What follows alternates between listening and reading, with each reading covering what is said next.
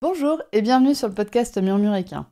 Moi c'est Audrey et tous les vendredis, je vous partage un maximum d'informations et de pistes de réflexion sur des sujets autour de la santé et du bien-être, autant équin qu'humain. L'objectif de ce podcast est de vous apporter de la sérénité et de la sécurité dans votre couple cheval-cavalier en vous permettant de gagner en compréhension du monde équin sans jugement, mais surtout avec une bonne dose d'humour, de bonne humeur, de passion et d'ouverture d'esprit. Bonne écoute! Bonjour à toutes et bienvenue dans ce nouvel épisode du podcast Murmuréquin. Alors je dis nouvel épisode, mais en fait c'est une partie 2 de l'interview de Clémence au sujet de son cheval Tinkas. La première partie de cette interview est disponible dans l'épisode juste avant celui-ci, donc l'épisode de la semaine dernière. Et vraiment, si tu n'as pas écouté l'épisode précédent, donc la première partie, je t'invite vraiment à aller le faire avant d'écouter cet épisode, donc la deuxième partie. Dans la première partie, Clémence nous racontait comment elle avait acheté son cheval Tinkas et également comment s'était déroulé son accident qui a résulté d'une fracture de la première phalange du postérieur droit. La première partie de l'interview de Clémence s'achève sur la fin de l'opération de Tinkas pour réduire sa fracture et pour lui permettre de retrouver une vie de cheval normale. Tu as maintenant eu le résumé de la première partie de l'interview avec Clémence. Je te laisse découvrir cette seconde partie d'interview où Clémence va nous raconter en fait les suites opératoires, les suites de l'opération de Tinkas. Comment s'est passé le retour à la maison? Comment s'est passé... En fait, si je te raconte tout ce qui va se passer, je vais spoiler l'épisode. Donc, je ne vais pas le faire. Toujours est-il que si tu veux découvrir le dénouement heureux de l'histoire de Clémence et Tinkas, je t'invite à écouter cet épisode. Je te souhaite une bonne écoute et à très vite. J'ai dit, le plus dur est passé en fait. Là, c'était vraiment, voilà. Ouais, c'était vraiment... C'est ce que tu t'es dit, à ce moment-là, tu t'es dit le plus dur est passé, ou c'était une réalité, à ce moment-là, le plus dur était passé? Pour moi, c'était le plus dur. Ça a été vraiment le plus dur parce que j'ai failli le perdre, Tinkas, et voilà, comme que je t'ai dit au début, Tinkas, je l'ai acheté après le décès de mon père. Et enfin, j'ai comme un truc qui me dit que c'est mon père qui me l'a mis sur mon chemin, tu vois. Parce que je pense que ça aurait été le genre de cheval qu'il aurait aimé. Et en fait, de perdre Tinkas, c'était comme perdre une deuxième fois mon père, en fait. Et le fait de l'avoir, de me dire, au pire, c'est pas grave, je le mets en peluche dans un pré. Ce sera ma peluche dans un pré que j'irai brosser tous les jours s'il faut. En fait, c'était ça. Et je me dis, en fait, c'est vraiment là que je me suis rendu compte, c'est pas du sport que j'ai besoin, c'est de mon cheval. Voilà, je dis le sport est un bonus avec mon cheval. De partager une passion du sport avec mon cheval, c'est super, mais de vivre avec mon cheval, c'est ça essentiel, quoi. C'est le plus important. Ouais. Oui, parce que vous la partagiez quand même, cette passion du Oui, sport ouais, tous les deux. c'est un cheval qui est Mais très là, compétition c'était plus... et il adorait la compétition comme moi parce que voilà, il était très compétitif. C'était un cheval, on ouvrait le vent, il sautait dans le vent, hein, il n'y avait pas de problème, il savait très bien qu'on allait en concours et il adorait ça. Donc voilà, mais là je me suis vraiment rendu compte ce jour-là que le plus important c'était mon cheval. Pour moi là, je voulais mon cheval. Même si je montais plus dessus, même si on ferait plus rien, enfin de ce qu'on faisait avant, c'était lui que je voulais et rien d'autre. Hein. Et j'en voulais pas un autre, hein, parce que même pendant la nuit où il a failli y passer, mon chéri, bon, peut-être un peu maladroitement, m'a dit mais t'inquiète pas, on en rachètera un. Je lui ai dit mais non, j'en veux pas d'autre quoi, c'est lui. C'est voilà, mon chéri essaie de me consoler en me disant t'inquiète pas, tu réécriras une autre histoire avec un autre cheval que voilà, mais non, en fait non. Et alors que voilà, et là j'étais prête à dire je suis capable d'arrêter de monter à cheval pendant 3-4 ans, hein, je suis capable. Ça a été tellement violent, tellement dur que je me dis je veux pas revivre ça en fait. Je veux pas revivre cette violence que j'ai vécue pendant 3 jours comme ça, avec les montagnes russes, à espérer. Le lendemain, on dit bah non, ça va pas. Et après, on dit ça va. Et c'était violent. Et après, on te dit ça va pas. Voilà, c'était très violent. Et puis, les vétos, ils ont le don aussi pour pas se projeter, pour vraiment dire le minimum et être sans sentiment. C'est leur boulot aussi, parce qu'il faut qu'ils soient assez objectifs. Ouais, et puis s'ils te disent oui, vous inquiétez pas, il n'y a pas de problème, votre cheval il va remarcher, nickel, t'inquiète, et que après c'est pas ce qui se passe, ça se retourne contre eux. Voilà, ils ont beaucoup de réserves. Comme les chirurgiens. Voilà, ouais, c'est ça. Et Ils ont tendance à dire toujours à être bah, pessimistes, on va ils dire. sont, nous, même, ils sont pas forcément pessimistes, mais ils sont factuels. C'est-à-dire qu'ils sont aujourd'hui, Ouais. c'est comme ça, et voilà, Mm. demain, on verra. D'accord. Ils sont pas là pour nous vendre de l'espoir. Voilà. Donc, moi, de toute façon, à partir de ce jour-là, j'ai commencé à me dire, bah, c'est pas grave. Au jour le jour, je vois la vie au jour le jour avec mon cheval, Mm. et on verra où il en est. Donc là, c'était étape par étape. Donc là, il est debout. La deuxième étape, Mhm. c'était qu'au niveau de son poumon, ça cicatrise, voilà, correctement, parce que ça aurait pu ne pas cicatriser, ça aurait pu se compliquer, ça aurait pu, voilà. Il n'était Mhm. pas tiré d'affaire à ce niveau-là. C'est-à-dire que pour le moment, Ouais. il y avait de l'eau dans les poumons, il y avait une plaie, c'était pas anodin, donc il aurait très bien pu avoir des surcomplications. Il les a pas Ouais. eues, heureusement. Mais Très bien. voilà, donc là, il a fallu attendre le week-end pour être sûr que tout aille bien. Et le veto m'a dit donc qu'il rentre pas ce week-end, on le garde encore. Et j'ai pu le ramener le mercredi d'après, quoi. Donc il est resté 10 jours en clinique. Pu le ramener, mais pareil, il a fallu que j'attende le matin même, que le veto le voit marcher sorti du Mhm. box. Bon, il allait bien parce qu'il a fait faire drapeau à une assistante vétérinaire, il est parti au trot. Ça, on me l'a dit quand je suis venue le chercher, alors qu'il n'a pas le droit de trotter. Bah non, Voilà, il avait à peine le droit de marcher, je voilà. pense. Donc, avec son plâtre, il a embarqué l'assistante vétérinaire. Voilà, donc, et donc j'ai pu le ramener à la maison. Voilà, quand le veto m'a dit à 9h, il m'a rappelé, vous pouvez venir le chercher. Donc, quand il m'a appelé, j'étais dans ma voiture avec le vent attelé. J'ai fait plouc plouc, hop, j'arrive dans 1 heure. Voilà. Comment ça se passe le trajet d'un cheval comme ça plâtré? Enfin, Ouais. comment vous avez fait? Alors, déjà, il avait un grand plâtre qui allait presque jusqu'au jarret. C'est énorme, Mhm. hein, c'est impressionnant de voir le plâtre comme il a. C'est vraiment. Oui, C'est. surtout que Ouais. c'était pour une fracture de sous le boulet, quoi. Ouais, ouais, voilà, donc c'est bon, c'est comme nous, généralement, on fait toujours une articulation au-dessus, mais il avait vraiment un gros plâtre large et haut, quoi. Et je dis, mais il va pas arriver à marcher. Puis on a réussi à l'embarquer. Donc il y a un système avec on prend une longe de 4 mètres, là, comme pour longer les chevaux, et on se met à la tête du cheval et on prend la longe, on la fait passer derrière le postérieur pour lui, pour l'aider, pour tirer le postérieur à soulever, pour le soulever le Ah postérieur, pour oui, pas qu'il ait oui, à en faire fait, l'effort tu de trop, tires. voilà, Ouais. pour pas faire d'effort dessus et pour Tu pas qu'il soulèves s'appuie le dessus. postérieur pour le En cheval. gros, on fait la béquille, c'est-à-dire pour pas qu'il se pose trop dessus et qu'il pose dessus. Donc Mhm. voilà, donc sachant qu'en plus il avait aussi en fait il avait un pansement sur les deux postérieurs parce qu'il avait mis aussi un pad anti-fourbure sur l'autre postérieur. Donc il avait deux. D'accord, ça existe. Ouais. Ils avaient fait ça pour pas. Et franchement, ils ont bien géré, hein. Tout a été bien géré, mais on Mhm. n'a pas eu de chance en fait. Mais il a eu un pad anti-fourbure pour pas qu'il compense, il fasse une fourbure de compensation des postérieurs. Et du coup, il avait des pansements aux deux pieds, quoi. Et là, donc, il y avait une longe de 4 mètres qu'on mettait derrière le plâtre et on soutenait la patte quand devait être un appui dessus. Et donc, du coup, on l'a monté. Oui, le principe, c'est que le cheval commence à lever la patte Ouais. et toi, tu emmènes le reste Voilà, de la c'est patte ça. avec ta longe, C'est quoi. dès qu'il a soulevé la patte, tac, voilà, et on Hop, l'accompagne on tire. pour poser le pied, pour pas qu'il le pose trop d'un coup, pour pas qu'il glisse, etc. Parce que ben, c'est assez Mm. instable hein, quand même, même le plâtre, même si ils le font plutôt bien, mais c'est quand même pas, voilà, le plâtre, il allait jusque sous le pied, quoi. Hein, donc Donc là, tu le ramènes chez toi. ouais, je le ramène chez moi, voilà. Je le ramène à la maison et du coup. Alors, on avait la règle, il fallait pas faire de demi-tour sur le pied où il fallait, donc on a dû réfléchir à comment on amenait le vent derrière l'écurie. Donc, on a dû faire une manœuvre pour amener le vent pile à la porte de l'écurie, pour qu'il fasse le demi-tour dans le Ouais, bon sens en descendant du vent. Euh, pour qu'il fasse que des virages vers la gauche. voilà, c'est ça, et qui rentre, et voilà. Et là, on l'a rentré, et bon, après, le voyage s'est super bien passé. Après, j'ai un cheval qui voyage super bien. Donc ça s'est Mm. bien passé. Pareil, il a été attaché comme à l'aller, hein, hyper serré, serré devant, il n'avait pas le droit de bouger et tout, mais bon, il a bien voyagé. Et mais voilà, donc on l'a ramené à la maison. Et après là, c'était vraiment là, ça y est, on peut commencer les choses sérieuses, voilà.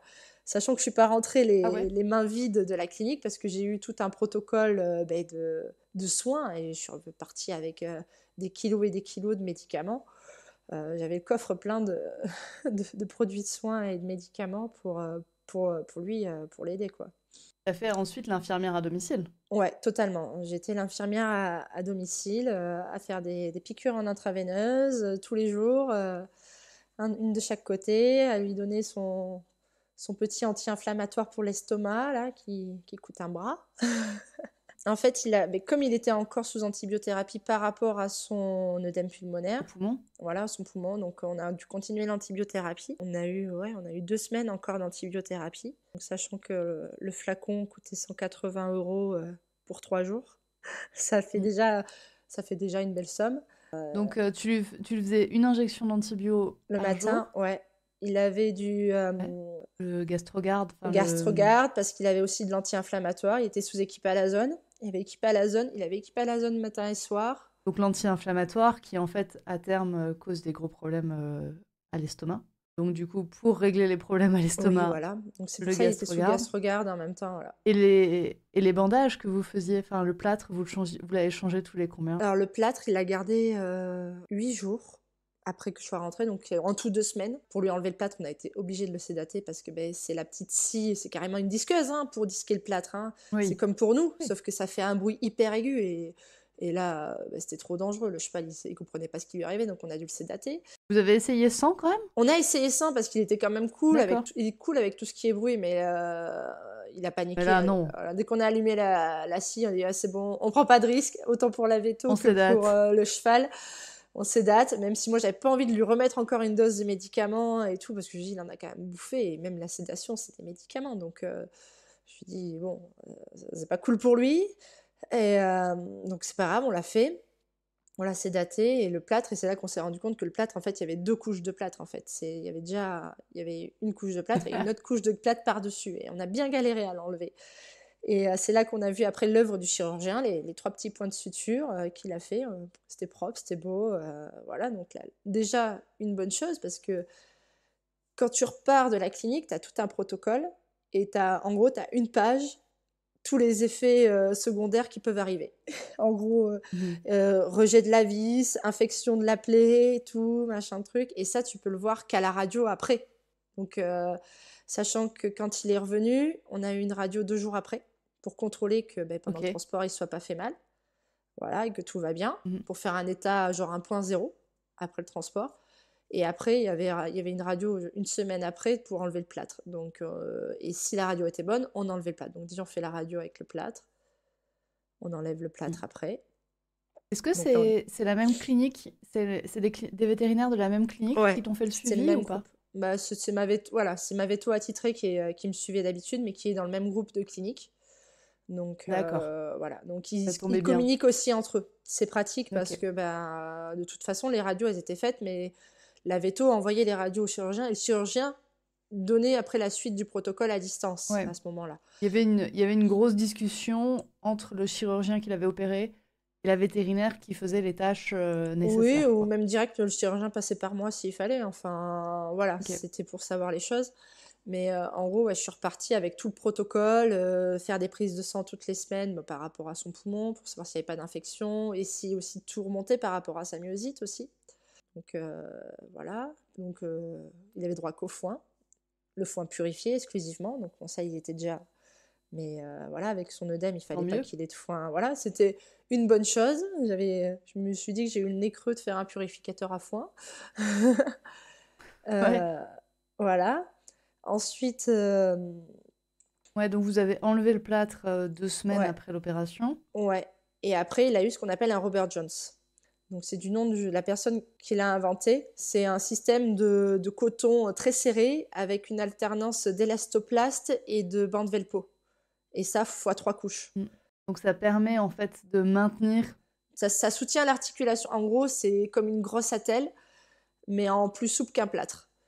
Mais c'est quand même assez rigide. C'est ce qu'on pourrait appeler chez nous une résine, quoi.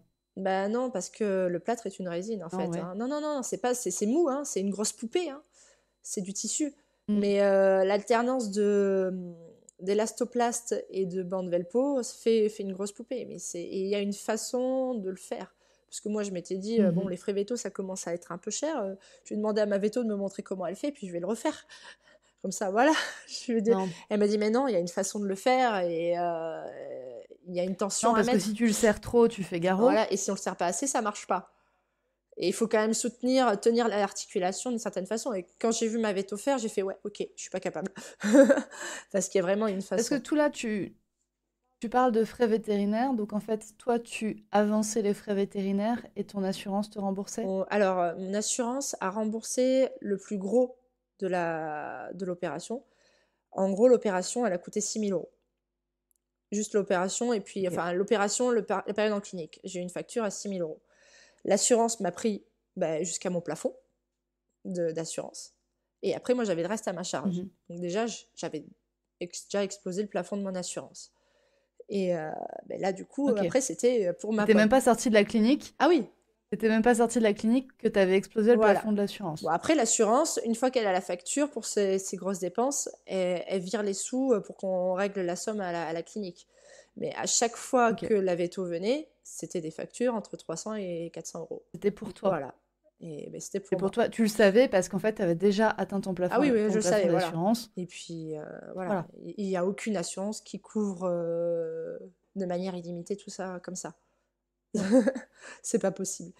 Donc là, on sait que, voilà, bon, déjà, l'assurance avait aidé, mais après, fallait assumer derrière la visite. Donc, toutes les 3 semaines, changer le Robert Jones, toutes les 3 semaines, radio, et plus les prises de sang quand il avait encore les prises de sang, plus tous les à côté, les médicaments et tout. Donc, Hmm. ouais, ça chiffre vite, ça monte vite.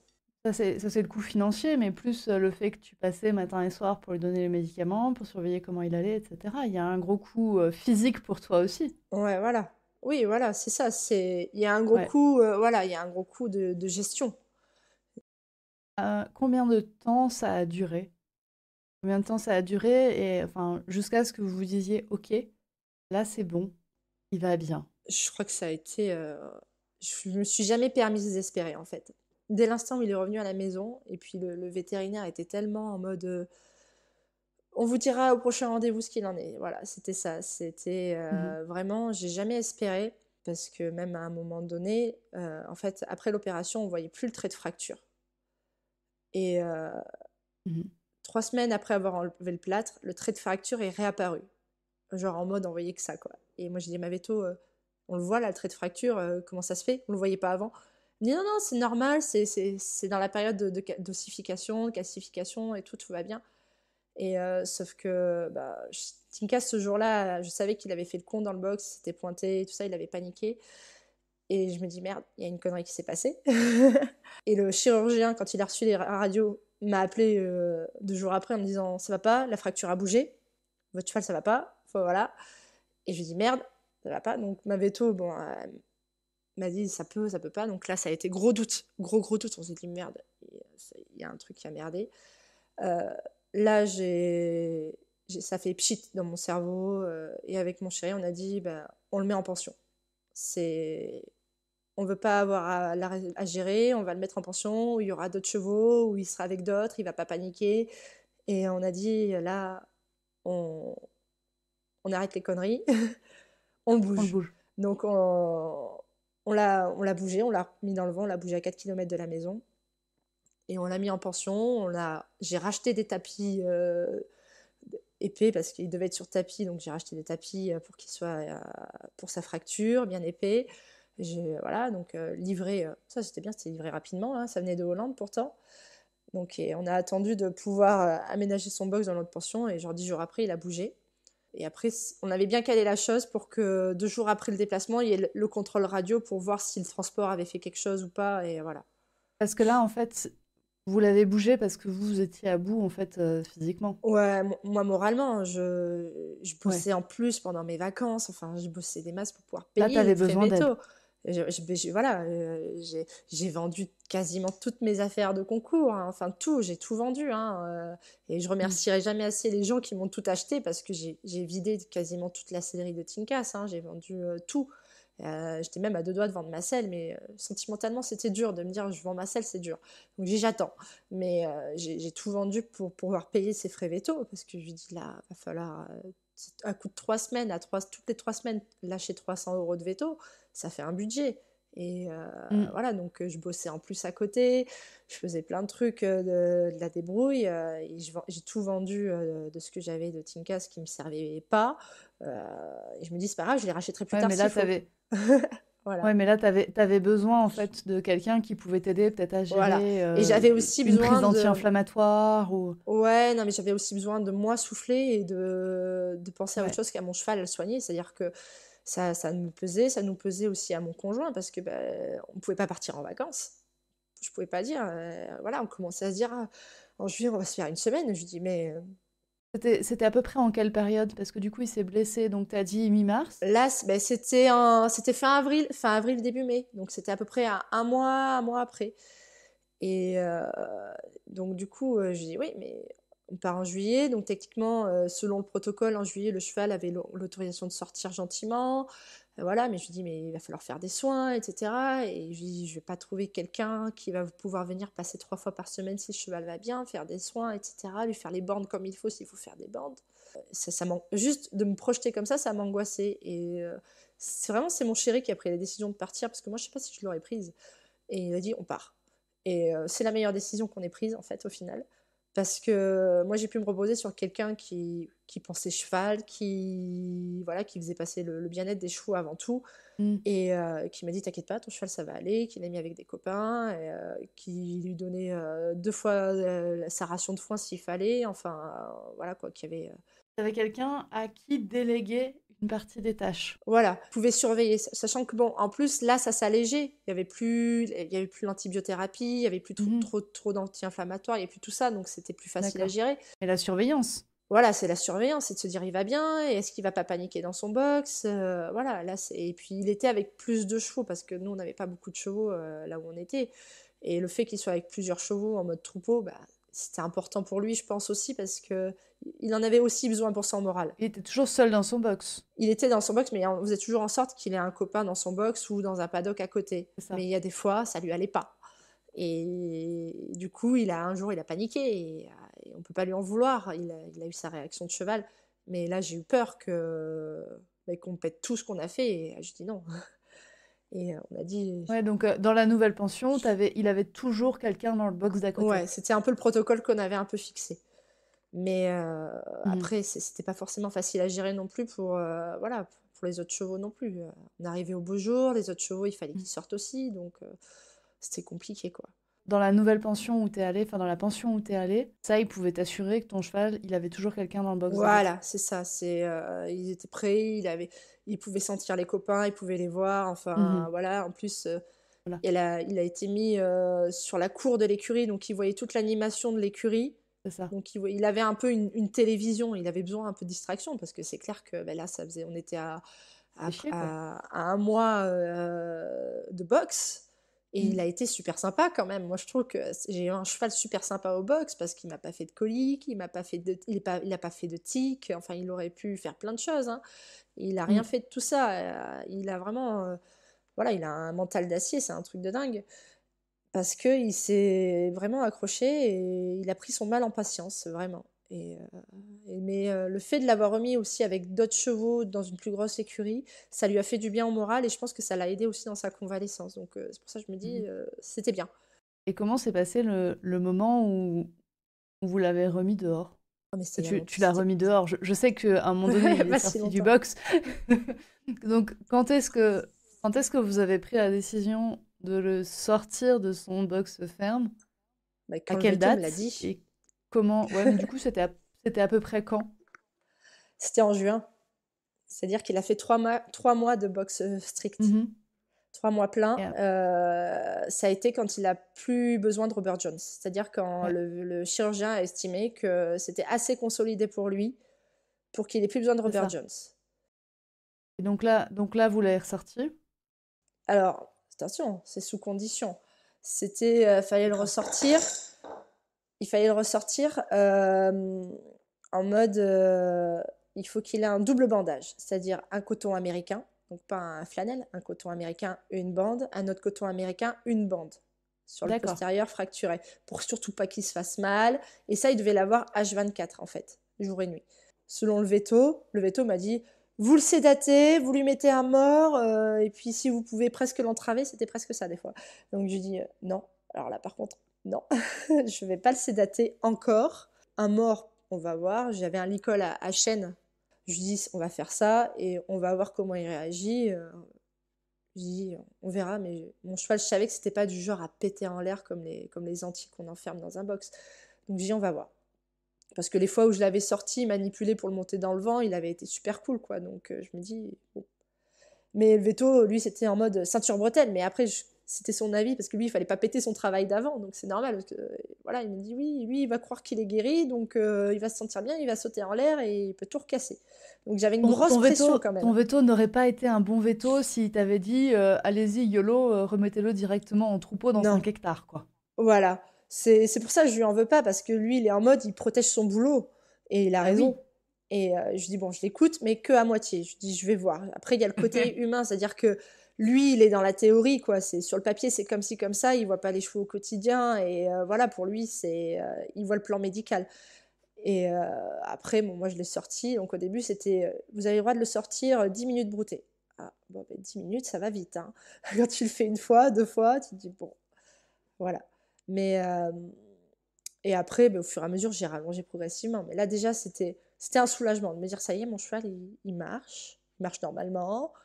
Il peut aller brouter. Il était trop content d'aller brouter, quoi. Mais au début, on avait vraiment l'impression que il me regardait, genre, ça y est, j'ai le droit de brouter, quoi. Il hésitait à brouter. C'était vraiment très curieux parce que il était Trop là, mignon. voilà. Ah ouais, ouais, c'était genre, il redécouvrait. Il avait l'œil qui s'est. Le jour où je l'ai sorti, ouais, il a l'œil qui s'est remis à pétiller. J'ai revu les Ouais, petites étoiles dans ses yeux et je me suis dit, ah, ça y est, mon cheval est un cheval. C'était pas un cheval dans ouais. son box, c'était un objet à soigner, mais c'était pas un cheval, il n'était pas cheval. Là, il est cheval, il regarde des copains à côté dans le pré, il voit les vaches, il sent les odeurs, il sent l'air sur lui. Enfin, c'est pas pareil, quoi. Je fais, oui, c'est vrai, 3 mois enfermé et là, voilà. Donc, là, moi, je venais matin et soir à l'écurie quand même pour le Mm. sortir, pour faire brouter, pour qu'il, psychologiquement, pour moi, qu'il ait sa dose de sortie, quoi. Et Euh, ça a duré bien 2 mois, hein, de faire comme ça, sortir ou pas. Donc ouais, ça a été très long, hein. ouais, c'est long, 2 mois à faire juste quelques minutes de broute-broute, quelques dizaines de Ouais, minutes de broute-broute et on rentre. bon, à la fin, ça a été plus que 10 minutes, hein, c'était des heures, hein. Non. Je passais l'après-midi à le faire brouter quand je partais du principe qu'il était calme, il était calme, hein. Voilà. Je me mettais Et, toujours une sécurité au niveau du licol, mais et aujourd'hui, comment ça se passe? Aujourd'hui, donc là, on enregistre fin octobre 2023, donc ça fait plus d'un an et demi qu'il a eu son accident. Et aujourd'hui, vous en êtes où? bah, aujourd'hui, c'est redevenu le cheval d'avant. C'est ça qui est incroyable. Et, enfin, pas plus tard que ce week-end, quand je l'ai monté, je l'ai ressenti me remettre des foulées avec son dos et se tendre, que je me suis même fait le plaisir d'aller sauter des obstacles dans la carrière qu'il y avait en me disant, allez, je les saute, j'y vais. Et que c'est comme avant, quoi. Il a toujours cette envie d'y aller. euh, et je l'ai retrouvé comme avant. Alors, moi, je suis plus pareille qu'avant. C'est ça le problème, c'est que Mhm. lui, je le sens, qui a envie d'aller sauter quand il voit les barres dans la carrière. On y va, quoi. Mais moi, j'ai changé. En fait, c'est ça le problème. C'est que moi, je sais plus ce que je veux par rapport à tout ça. J'ai aussi peur qu'il se reblesse, en fait. Ouais. Ça a été un gros traumatisme, c'est-à-dire que je vais peut-être reprendre les concours parce qu'on peut reprendre les concours. On a repris les Vous concours avez là. l'autorisation de reprendre, vous avez Voilà, l'autorisation de reprendre le depuis. saut et tout.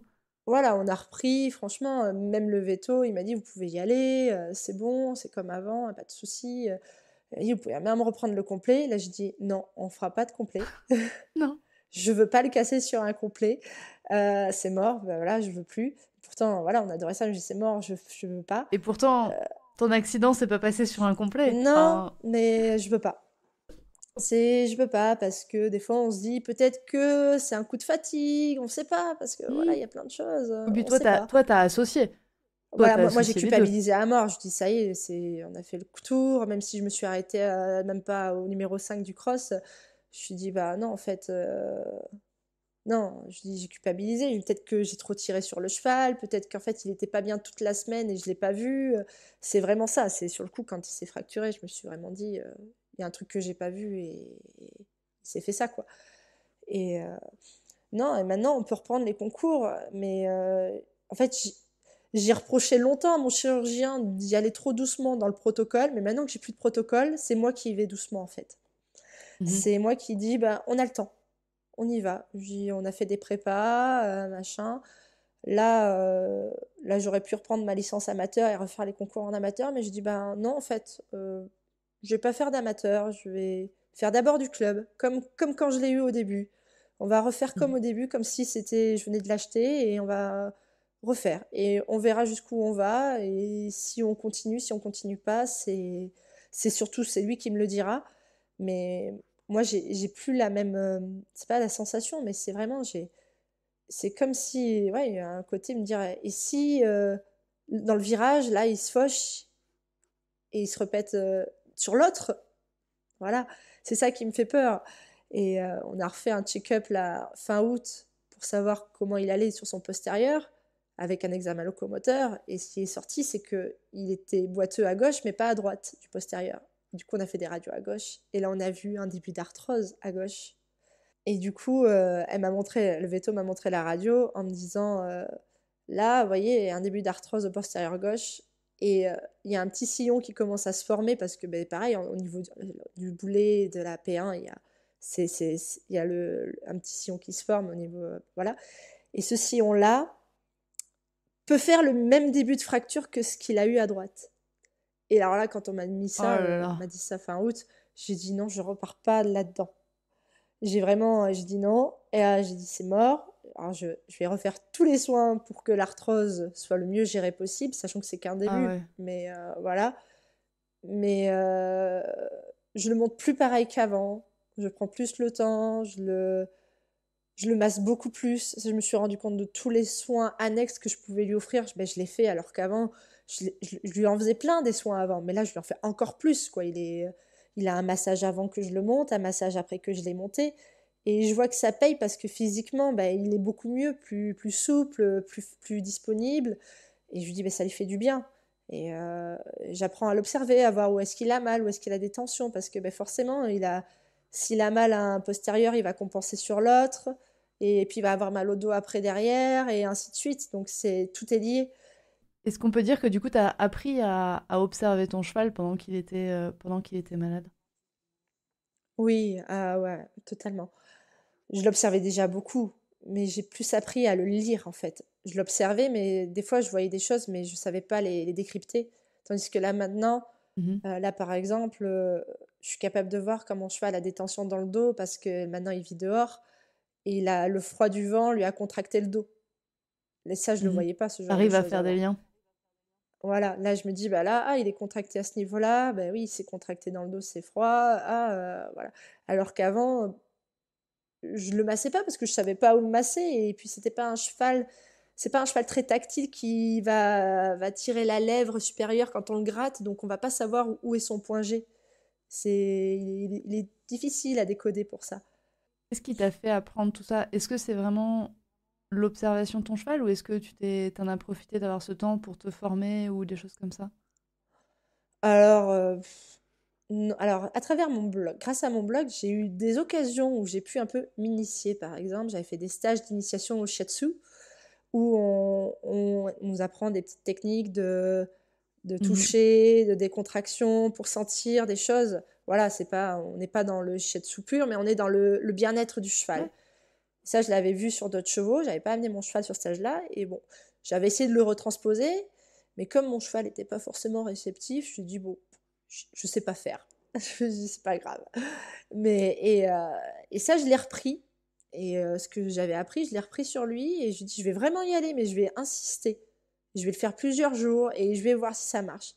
Et ça s'est fait genre au bout d'une semaine où là, le cheval, au moment où je pose mes mains sur lui, commence à avoir les yeux qui s'alourdissent, la mâchoire qui se décontracte. Et là, je dis, ah, ça y est, en fait, j'y arrive maintenant. Parce qu'en fait, avant, j'avais pas persévéré en me disant, mon cheval n'est pas réceptif, je peux pas, voilà, je sais pas faire, vaut mieux que je laisse les autres faire. Mais là, t'avais rien d'autre à faire que de persévérer. Voilà, il y avait rien d'autre à faire et donc je l'ai fait, je l'ai massé et j'ai continué parce que je dis: «Beh, au moins ça au pire ça fera pas de mal» et au pire je me dis: «Je fais pénétrer l'arnica comme, et ça lui fera pas de mal». C'est ce que je m'étais dit. Mmh. Au pire je fais pénétrer et au final, ça a marché et maintenant, ouais, je le masse et j'arrive à savoir comment le masser et lui aussi, il se laisse plus facilement masser. C'est-à-dire que, par exemple, des fois, genre, quand je le massais au grasset, c'était impossible de lui toucher le grasset sans qu'il essaye de me latter, alors que c'est pas un cheval qui latte. Mais je pense qu'il était tellement sensible et douloureux sur le grasset, au postérieur gauche, qu'il a compensé à fond, Mmh. heu, avec son opération et maintenant là, j'arrive à lui masser, mais genre vas-y, il me regarde, il me dit: «Vas-y, c'est open bar» et il limite même il me donne même sa hanche, pour que j'arrive à bien aller bien loin, quoi. Donc voilà, c'est j'ai appris sur le tas un peu, j'ai observé, j'ai regardé un peu des vidéos, comment on fait, et puis je me dis: «Bah, de toute façon, faut le sentir aussi». C'est des choses, je vais sentir quand il y a une tension. Là, ça rebondit pas, là, c'est tout dur, ça devrait pas être dur parce que là, il y a un muscle. Bon, bah, on va y aller, on regarde par rapport à l'autre côté. Ah oui, l'autre côté, c'est un peu plus souple. Bon, ben, faut que ce soit pareil. Et après, on arrive à voir. Mais voilà. Donc toi, tu changé pendant cette année et demie là? Ouais, moi, j'ai changé. J'ai vraiment changé. Et même si, voilà, si je me dis, je fais plus de concours, c'est pas grave. Enfin, je me rends compte que j'ai la chance d'avoir mon cheval tous les jours, de pouvoir aller voir tous les jours, pouvoir le monter tous les jours, pouvoir faire des longues balades comme je faisais avant tous les jours. Enfin, je peux faire tout comme avant. Donc si on fait pas de concours, si on fait pas des grosses épreuves comme on faisait avant, des grosses épreuves, c'est pas grave parce qu'en fait, c'était pas le plus important et voilà, il y aura d'autres occasions pour le faire ou peut-être que je vais plus le faire jamais, je sais pas. Mais j'ai changé parce que ce qui est important, c'est de savoir que je monte un cheval qui va bien. C'est surtout ça. Je veux pas monter un cheval en me disant, il va mal. Là, quand j'ai appris qu'il avait un peu d'arthrose, je me dis: «Ben non, je vais pas être dans le déni en me disant: "Il a de l'arthrose", je lui donne des compléments puis basta et puis il continue son sport». Non, il y a des compléments. Maintenant, je vais le regarder trotter, je vais encore Mmh. plus le regarder trotter qu'avant. C'est-à-dire que, bah, voilà, maintenant, je le faisais déjà avant, mais maintenant, je le fais encore plus pour vérifier comment il est dans sa locomotion, c'est de le longer, en fait. Mmh. Je travaillais à pied, je le regardais se déplacer en liberté parce pour le plaisir des yeux. Mais là, maintenant, je regarde comment il pose ses pieds, si, voilà, s'il est en talon, s'il est en pince, s'il pose plus à droite qu'à gauche. Enfin, et je suis dans cette analyse, mais je me tords le cerveau, hein. Mais je suis comme ça et je me dis là, ça va, c'est bon, c'est bon. Et du coup, quand je l'ai longé le lundi, je sais que la semaine, je peux le monter et le travailler et tout va bien. Voilà. En Mmh. gros, c'est ma petite routine que je me suis faite parce que j'ai besoin de me rassurer. C'est une histoire qui se finit très bien quand même. Oui, ouais, ouais, C'est non, une mais histoire qui se finit avec, un cheval et une humaine qui sont contents d'être ensemble, quoi.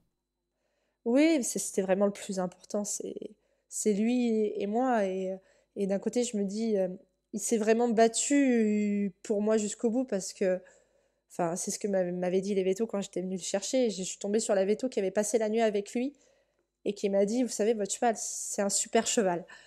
Je lui dis, mais pourquoi? Mais il me dit, j'ai jamais vu des chevaux aussi forts mentalement. Il me dit, il n'y avait rien qui allait pour lui. Il s'est battu et elle m'a dit: «Je pense qu'il s'est battu pour vous, quoi». Elle m'a dit: «Quand on vous voit avec lui et comment il est avec vous, il savait ce qu'il attendait après». Elle m'a dit: «Votre cheval, les chevaux, ils le savent», elle m'a dit. Et c'est vrai que ça m'a touchée quand elle m'a dit ça. Je me suis dit: «Waouh, ça veut dire qu'en fait, la relation que j'ai avec mon cheval, c'est la relation que tout le monde rêve». Mais je m'en étais pas forcément rendu compte avant ça. C'est ça qui est con, c'est qu'en fait, il a fallu qu'il y ait un accident pour que je me rende compte que, ouais, avec mon cheval, on est comme les 2 points liés, quoi. Autant lui que moi, Mmh. c'est-à-dire que moi, je suis attachée à lui, mais lui est attaché à moi, enfin, j'en suis persuadée, quoi. C'est un truc de dingue. C'est super fort ce que tu dis, en fait, on avait une super relation, on avait le lien, mais juste il a fallu un accident pour que je m'en rende compte.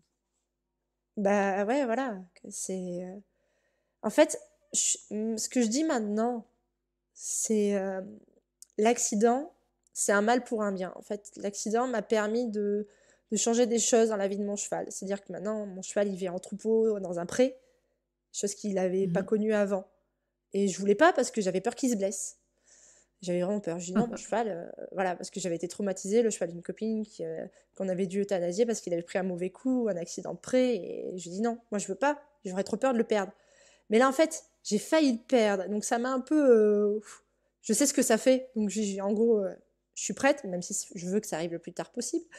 Mais quand je l'ai remis au pré sans l'accord du chirurgien, hein, parce que, voilà, selon le chirurgien, je suis encore censée. Il est encore censé dormir au box, etc. Mais là, j'ai dit, hein, le printemps arrive, le cheval, il va dehors, c'est comme ça. Donc, on l'a fait progressivement, en petit paddock, avec un copain d'abord pour qu'il soit calme et qu'il ne fasse pas le fou à appeler les copains. Et après, on l'a mis progressivement en troupeau. Au début, je l'ai mis plein de protections partout. J'avais trop peur quand même. Je le surveillais pendant 1 heure. Mais j'ai dit, c'est vraiment ce qu'il faut parce que je dis, s'il se fait mal, il se fait mal au pré, ben, il se fait mal dans son élément, en gros. C'est le destin qui aura voulu. J'ai un peu remis ça au destin. Je dis, voilà, ben, s'il doit se faire mal, il se fera mal. Mais Et il se fera mal en étant je veux, cheval. voilà, je veux pas l'empêcher et me dire, je vais le garder dans une vitrine, un box, le sortir dans un paddock tout seul, et pas vivre sa vie de cheval comme il veut et à être une petite voiture qu'on expose. Non, je voulais pas de ça. Et j'ai dit, moi, je veux vraiment qu'il vive sa vie de cheval. Je lui ai promis et j'ai vraiment tenu à tenir cette promesse parce que pour moi, lui, il l'avait tenu pour moi d'être encore là. Et je lui dis, je lui dois encore ça. Et quand en avril, vraiment, c'est vraiment quand j'ai pu le remettre au pré avec les copains. Euh, J'étais vraiment contente et de le voir avec les copains, voilà, c'est cool quoi. Il est serein, il est bien. Il m'appelle pas à la porte. Quand j'arrive, c'est ah t'es là, bon bah viens on y va. Ok, C'est pas le bien. cheval qui court à la porte pour venir me voir, mais c'est pas le cheval qui refuse de venir travailler avec moi non plus. Mhm. Donc je sais bien, voilà.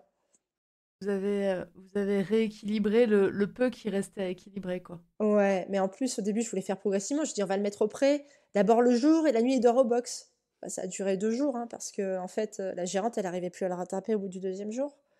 Il était en orbite dans les 6 hectares de pré. Il voulait pas se laisser attraper. Donc la gérante m'a dit, bah, demain, c'est toi qui le ramènes, parce que si tu veux qu'il dorme au box, moi, je le fais plus. Elle a passé 1 heure à essayer de l'attraper la dernière fois. Donc je lui ai dit, bah non, ok, Ouais, bon, ouais. mais j'y vais. J'y vais, je vais le faire, c'est pas grave. Pendant mes vacances, je le fais. Puis après, on verra. Peut-être qu'il passera H24 au pré. Et sauf que moi, j'ai réussi à l'attraper, il n'y a pas eu de problème parce que il m'avait pas associé encore au fait de rentrer au box, voilà. Mhm. Mais quand il a compris qu'il est rentré au box, j'ai mis 20 minutes à le ramener jusqu'au box, qui est à 500 mètres. Je le traînais, je lui dis non mais ça va pas le faire tous les soirs ça, en fait. Et je lui dis, j'ai pensé à la gérante, et j'ai la gérante qui a mis 1 heure à l'attraper, 20 minutes à le ramener. Je lui dis c'est pas rentable à faire pour elle, la pauvre. Donc Mhm. j'ai dit c'est bon, je l'ai ramené au box et je dis à la gérante, je dis bah, demain tu peux curer son box, il dort dehors. Mais voilà, Ouais. donc depuis le mois d'avril, il dort dehors et ouais, c'est le plus heureux des chevaux, quoi. Donc je suis vraiment contente de pouvoir lui offrir ça dans ces conditions-là, de le voir avec des copains chevaux. Et même si moi, j'ai dû faire des concessions parce que c'est moins pratique. Pour conclure ton témoignage, si tu avais un message ou un conseil à donner aux auditrices de ce podcast à la suite de ton épisode, lequel ce serait? C'est d'apprendre à relativiser sur ce qu'on fait avec son cheval. C'est bah, ce que je disais, on ne sera pas tous des champions du monde. Le principal, c'est de prendre du plaisir à son niveau, qu'on fasse des petites épreuves, qu'on fasse pas de concours ou qu'on fasse des grosses épreuves. Mais voilà, il y a déjà ça. Mais il y a aussi surtout quand on est propriétaire, c'est mettre un peu de distance. Et ça, c'est un gros truc que j'ai fait aussi pendant sa convalescence, c'est de mettre la distance.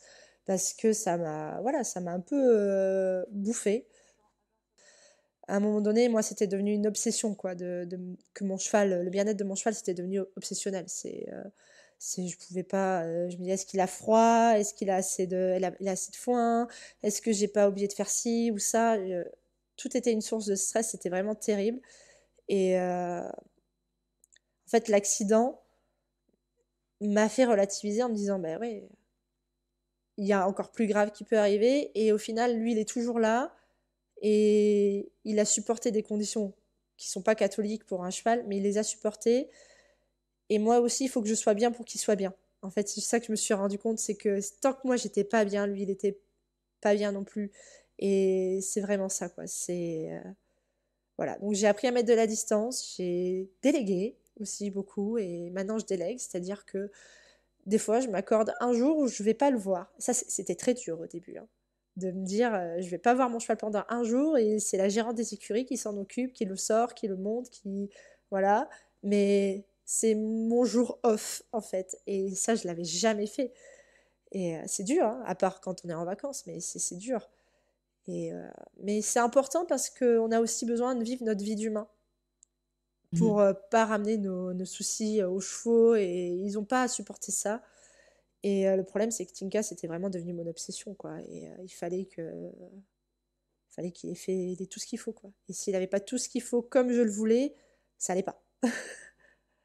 Donc Mm. voilà, c'est. Donc même si Oui, des fois, rien ne peut être ils ont leur parfait, résilience. ouais, voilà, ils ont leur seuil de tolérance, et dans sa convalescence, il a su me montrer où étaient ses limites, et jusqu'où il pouvait aller. Donc voilà, et maintenant je sais que il a de la force, il peut supporter des choses qui sont approximatives par moment, et la perfection, c'est pas obligatoire tout le temps. C'est ça, quoi. C'est que moi, je voulais que tout Mhm. soit tout le temps parfait, quoi. À la limite, il avait le foin au gramme près, il avait tout au millimètre, hein. Je regardais les températures pour les couvertures, enfin, voilà, c'était tout le temps ça. Mm. Là, maintenant, bah, il pleut, mon cheval, il est dehors, il n'a pas de couverture, c'est pas grave. Il vit bien. Il sait Voilà. s'adapter. Voilà, il Mm. s'adapte. Et il me l'a montré qu'il savait s'adapter. Et voilà, la preuve, c'est que quand je l'ai laissé au pré-H24, moi, sur le coup, je m'étais dit, je vais le rentrer la nuit parce qu'il n'est pas habitué, le pauvre, à dormir dehors. Bah, Ah la oui, première nuit, le il pauvre était à l'aise, chou. hein. Bah oui, pauvre chou. Ah, mais au Bah oui, final, puis la troisième nuit, t'as pas réussi à le rentrer, quoi. voilà, c'est ça. Donc, au final, c'est lui qui m'a un peu dit, oh, stop, lâche-moi. Je m'en fiche de ta pension 5 étoiles. Moi, je préfère ma pension 5 points bout, quoi. Voilà. Ça. Donc voilà, c'est tout. Et j'ai relativisé. Je me dis, bah, il est heureux. C'est ce qui compte. Il va bien, il marche, il trotte, il galope, il saute. Il a encore envie que je le monte. Bah, très bien. Tout va bien. Voilà. Donc c'est apprendre à mettre de la distance, et que voilà, on donne tellement à nos chevaux, et on a envie que tout soit parfait, mais on peut pas trouver la perfection dans les chevaux. Et ça, je m'en suis rendu compte, on peut pas.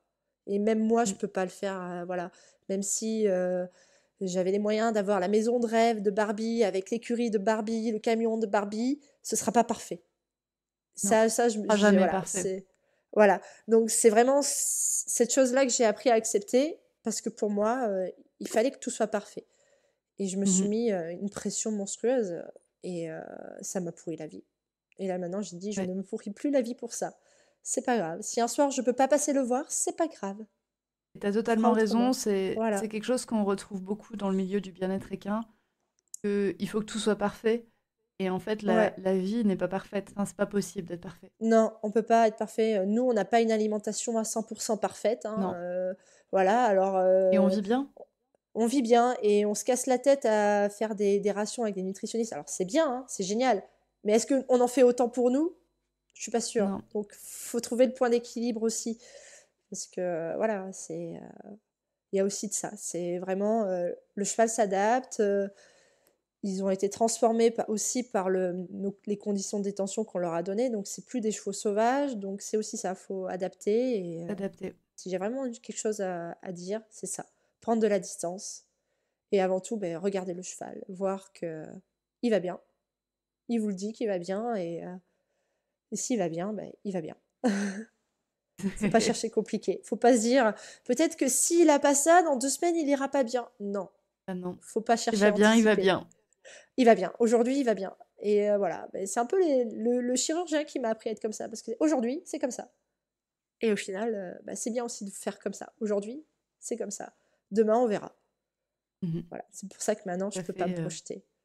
Voilà. Je peux pas ça fait dire, un, ça fait un voilà. très bon mot de la fin. Voilà. Aujourd'hui, c'est comme ça. C'est tout, faut pas faire des plans sur la comète. Et alors moi, j'avais beaucoup ce tort de me projeter, de faire des plans, de me dire je ferai ci, je ferai ça. Voilà, il y a encore des choses que je veux faire avec mon cheval, mais peut-être que je les ferai, peut-être que je les ferai pas. Si j'arrive à les faire, tant mieux. Si j'y arrive pas, ben, c'est que ça devait pas se faire. Mais ouais, ça fait une bonne conclusion. En tout cas, vous êtes passé, oui, vous êtes passé par plein de choses, par plein de problématiques physiques pour Tinka, c'est problématiques Ouais, émotionnelles pour toi. Donc merci beaucoup d'avoir partagé votre expérience avec les auditrices de ce podcast. Beaucoup mhm. d'avoir osé te confier avec toute ta sensibilité et toutes tes émotions. Ça fait du bien à entendre comme témoignage. Merci. Ben, merci à toi. C'était sympa d'avoir pu expliquer tout ça verbalement. Parce que c'est vrai que je l'ai un peu expliqué sur mon blog, mais c'est pas pareil voilà, quand j'en parle avec les gens, c'est pas pareil que quand je l'écris sur le blog. Il y a toujours une distance qui est faite. Il y a une Et distance qui est faite entre le cerveau et... Il y a une distance plus grande qui est faite entre le oui, cerveau et la main qu'entre le cerveau et la bouche. voilà, c'est ça. Et puis d'en parler, vraiment, ouais, je trouve que c'est important de partager cette expérience parce que quand ça m'est arrivé, j'ai connu et j'ai pas réussi à trouver beaucoup de monde qui avait vécu ça. Mhm. Mon coach m'a mis en contact avec une de ses cavalières qui avait connu ça, mais c'était pas tout à fait la même expérience. C'est son cheval, en gros, c'était génétique.